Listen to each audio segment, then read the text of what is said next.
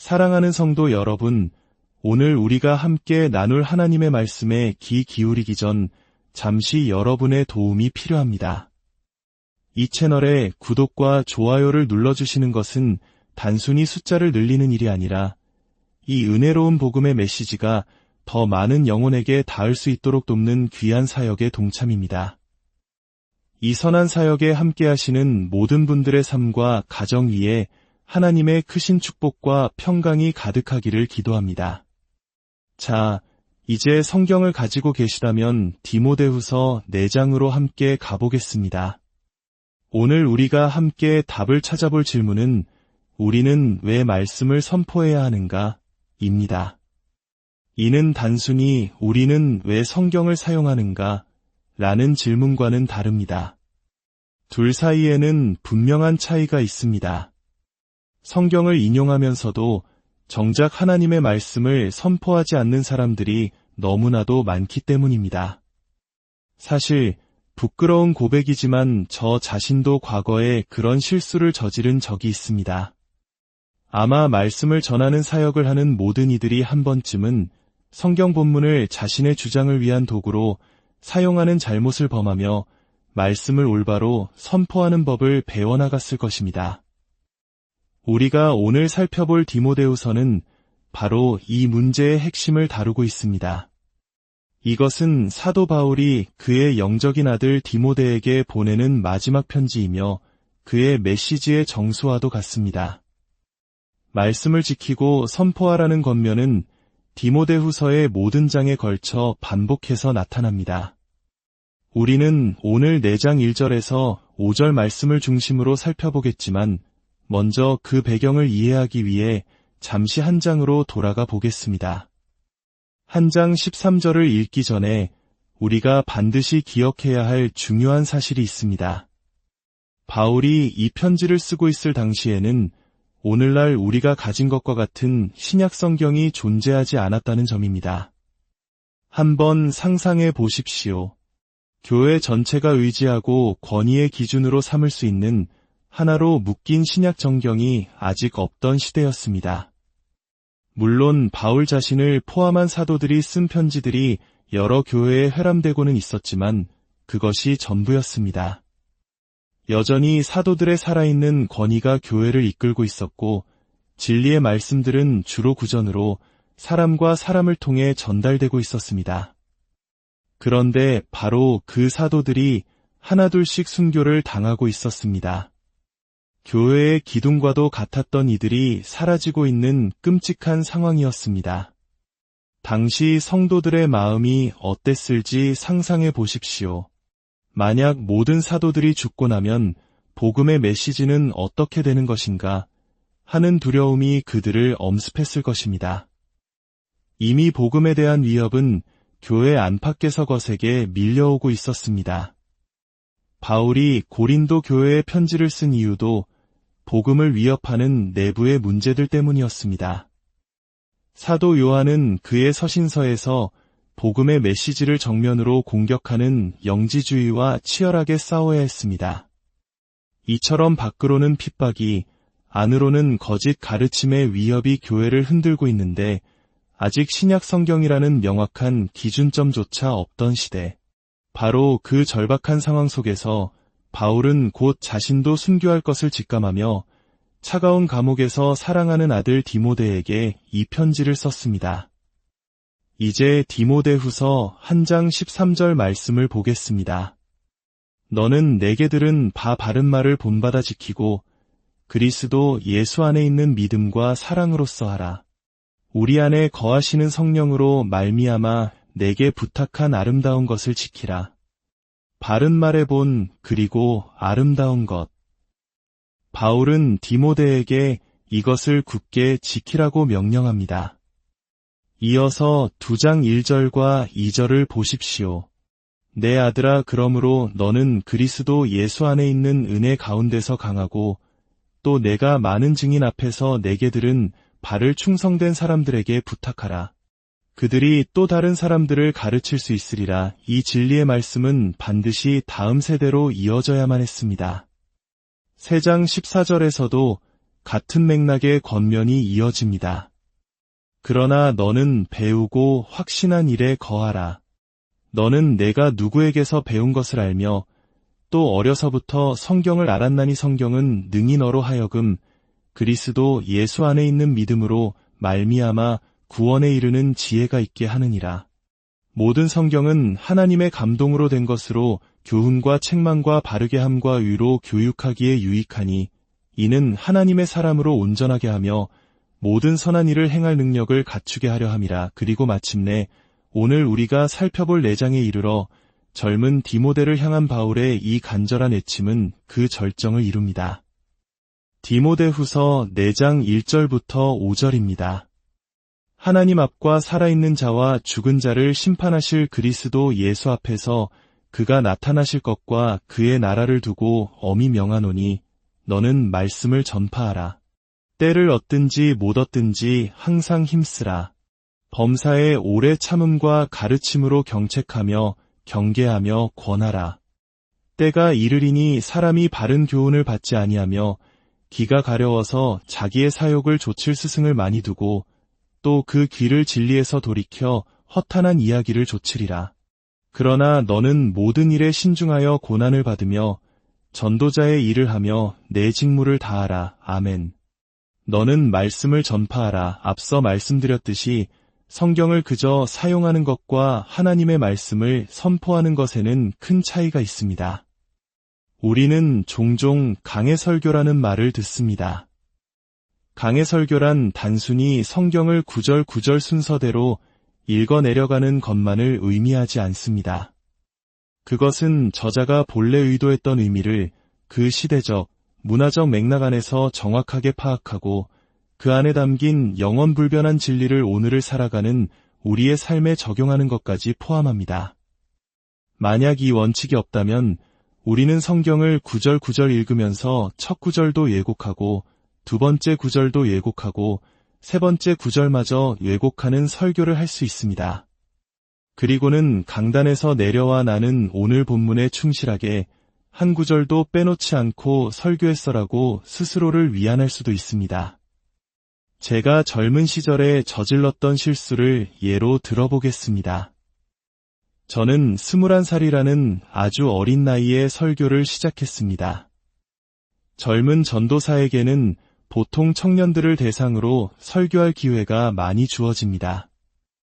청년 사역에서 빠지지 않는 주제 중 하나가 바로 성적인 순결에 관한 것입니다. 특히 오늘날처럼 생리적으로 성숙하는 시기와 결혼하는 시기 사이의 간격이 점점 더 길어지는 시대에는 더욱 중요한 문제입니다. 그때 저는 디모데후서 2장 22절 또한 너는 청년의 정욕을 피하고 주를 깨끗한 마음으로 부르는 자들과 함께 의와 믿음과 사랑과 화평을 따르라는 구절을 가지고 청년들에게 성적인 순결에 대해 수없이 많이 설교했습니다. 청년의 정욕을 피하라. 얼마나 명확하고 강력한 메시지입니까? 하지만 문제가 있었습니다. 그 구절은 사실 성적인 순결과는 거의 아무런 관련이 없는 말씀이었습니다. 문맥을 계속해서 읽어보면 바울은 어리석고 무식한 변론, 신학적인 논쟁과 다툼에 대해 이야기하고 있습니다. 여기서 말하는 청년의 정욕이란 혈기왕성한 젊은이들이 빠지기 쉬운 신학적 논쟁에 대한 과도한 열정과 다툼을 의미하는 것이었습니다. 하지만 저는 그 구절을 본래의 문맥에서 강제로 떼어내어 청년들을 성적인 유혹에서 지키고자 하는 저의 선한 의도를 위해 말씀을 왜곡했던 것입니다. 저는 성경을 사용했을 뿐 말씀을 선포하지는 못했습니다. 이것이 바로 제가 말씀드리는 차이입니다. 우리가 디모데후서 4장에서 말씀을 전파하라는 명령을 들을 때 그것은 바로 성경 본문을 그 본래의 문맥 안에서 저자의 의도를 정확히 파악하여 그 영원한 진리를 오늘 우리에게 말씀하시는 하나님의 음성으로 전달하는 것을 의미합니다. 그렇다면 우리는 왜 다른 모든 방법을 제쳐두고 이토록 말씀 선포에 전념해야 할까요?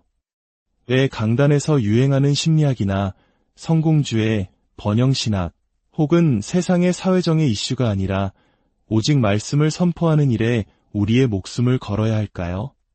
그 이유는 오늘 본문 속에 명확하게 나타나 있습니다.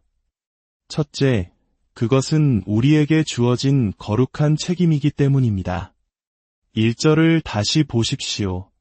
하나님 앞과 살아있는 자와 죽은 자를 심판하실 그리스도 예수 앞에서 그가 나타나실 것과 그의 나라를 두고 엄히 명하노니. 디모데후서는 신약 성경에서 가장 개인적이고 친밀한 편지 중 하나입니다. 바울은 디모데를 사랑하는 아들이라 부르며 밤낮으로 눈물로 기도한다고 고백합니다. 디모데의 외할머니 로이스와 어머니 유니게의 이름까지 거론하며 그의 진실한 믿음을 칭찬합니다. 이처럼 편지 전체는 한없이 따뜻하고 사적인 분위기로 가득합니다. 그런데 편지의 절정인 이 부분에 이르러 바울의 어조는 완전히 바뀝니다. 엄히 명하노니, 이것은 매우 공식적이고 장엄하며 법정에서 선서하는 것과 같은 무게를 지닌 언어입니다. 바울은 지금 친구로서, 멘토로서 말하는 것이 아닙니다. 그는 그리스도의 사도로서 하나님의 권위를 가지고 디모데에게 명령하고 있는 것입니다. 저는 이 구절을 읽을 때마다 한 장면이 떠오릅니다. 한평생을 군에 헌신한 노장군이 이제 막 장교로 임관하는 자신의 손자에게 계급장을 달아주는 모습입니다. 평화로운 시기라면 그저 할아버지와 손자의 따뜻하고 감동적인 순간일 것입니다. 하지만 지금이 만약 치열한 전쟁 중이라면 어떨까요? 그 순간 그는 더 이상 다정한 할아버지만이 아닙니다. 그는 자신의 손자를 죽음의 위협이 도사리는 전쟁터로 보내는 지휘관입니다. 나는 너의 할아버지이기도 하지만 너의 장군이다. 나는 지금 너에게 병사들의 목숨을 맡기며 싸우고 어쩌면 죽으라고 명령하는 것이다. 바로 이것이 1절의 무게입니다. 사실 디모데후서의 매 장마다 바울은 디모데에게 복음을 지키고 선포하라고 명하면서 동시에 반드시 함께 따라오는 한 가지를 더 이야기합니다. 바로 고난입니다. 한 장 8절에서는 복음과 함께 고난을 받으라고 말하고 2장 3절에서는 그리스도 예수의 좋은 병사로서 고난을 함께 받으라고 말하며 3장 12절에서는 무릇 그리스도 예수 안에서 경건하게 살고자 하는 자는 박해를 받으리라고 단언합니다. 그리고 오늘 본문 4장 5절에서도 고난을 받으며 라고 명령합니다. 말씀을 선포하는 이 거룩한 사명은 결코 장난이 아닙니다. 이것은 우리의 생명을 걸어야 할 만큼 진지하고 엄중한 일입니다. 둘째, 우리는 말씀이 항상 유일한 진리이며 권위의 원천이기에 말씀을 선포해야 합니다. 2절을 보십시오. 너는 말씀을 전파하라. 때를 얻든지 못 얻든지 항상 힘쓰라. 범사의 오래 참음과 가르침으로 경책하며 경계하며 권하라. 말씀만이 우리에게 시대를 초월하는 권위를 부여합니다. 저는 21살의 어린 나이에 저보다 훨씬 나이가 많고 신앙의 연륜이 깊은 성도들 앞에서 설 때마다 과연 내가 이분들 앞에서 무슨 말을 할 자격이 있는가 하는 생각에 위축되곤 했습니다. 저는 아무것도 아니었습니다. 제게는 내세울 만한 지식도, 경험도, 배경도 없었습니다. 저는 기독교 집안에서 자라지 않았습니다. 저는 불교 신자였던 10대 미혼모의 아들로 태어나 대학교에 들어가서야 처음으로 복음을 들었습니다. 제가 가진 것은 오직 하나님의 말씀뿐이었습니다. 그러나 바로 그것이 핵심입니다. 우리가 하나님의 말씀을 신실하게 전하기만 한다면 설교자의 나이나 경험은 중요하지 않습니다. 때를 얻든지 못 얻든지 우리는 하나님의 권위로 책망하고 권면하고 가르칠 수 있습니다. 왜냐하면 그것은 우리의 말이 아니라 하나님의 말씀이기 때문입니다. 저는 우편 배달부일 뿐입니다. 편지를 쓰는 분은 하나님이십니다. 우리가 말씀에 우리 자신을 온전히 맡길 때 그 권위는 흔들리지 않으며 명확하고 일관되게 나타납니다. 셋째, 우리는 말씀을 선포하지 않으려는 유혹을 받게 될 것이기 때문에 더욱더 말씀을 선포해야 합니다. 3절입니다. 때가 이르리니 사람이 바른 교훈을 받지 아니하며 기가 가려워서 자기의 사욕을 좇을 스승을 많이 두고 많은 젊은 그리스도인들이 제게 묻습니다. 왜 거짓 교사들이나 번영신학을 가르치는 사람들의 교회는 저렇게 수만 명이 모일 정도로 부흥하는데 신실하게 성경을 가르치는 목사님들의 교회는 어렵게 사역을 이어가야만 하는 걸까요? 그 질문에 대한 저의 대답은 간단합니다. 성경이 진리이기 때문입니다. 바로 3절 말씀 그대로입니다. 사람들은 자신의 길을 즐겁게 해주는 이야기, 자신의 욕망을 정당화해주는 가르침을 듣기 위해 거짓 스승들에게 몰려갑니다. 이것이 바로 이 시대의 현실입니다. 만약 우리가 말씀 선포에 굳게 서 있지 않다면 우리 역시 그 현실을 보며 타협의 유혹에 빠지게 될 것입니다.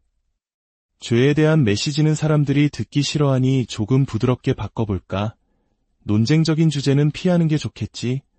설교가 너무 길면 지루해하니 짧게 줄여볼까? 신학적인 이야기보다 심리학적인 조언을 더 많이 섞어볼까? 그렇게 조금씩 메시지의 모서리를 깎아내다 보면 결국 우리 자신이 사람들의 귀를 간지럽히는 설교자가 되어버리고 말 것입니다.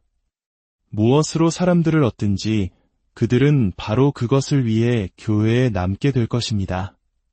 넷째, 우리는 말씀이 허탄한 이야기, 즉 거짓 신화에 대한 유일한 해독제이기 때문에 말씀을 선포해야 합니다.